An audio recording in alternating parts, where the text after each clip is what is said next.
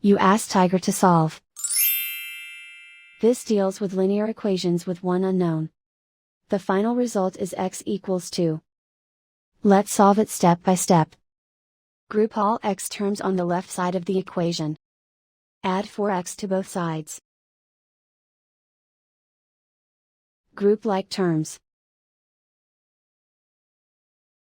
Simplify the arithmetic.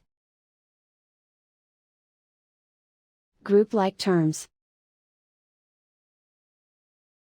Simplify the arithmetic. Group all constants on the right side of the equation. Subtract 5 from both sides. Simplify the arithmetic.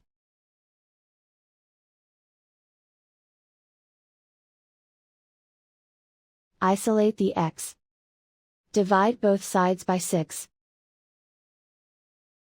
Simplify the fraction. Find the greatest common factor of the numerator and denominator. Factor out and cancel the greatest common factor.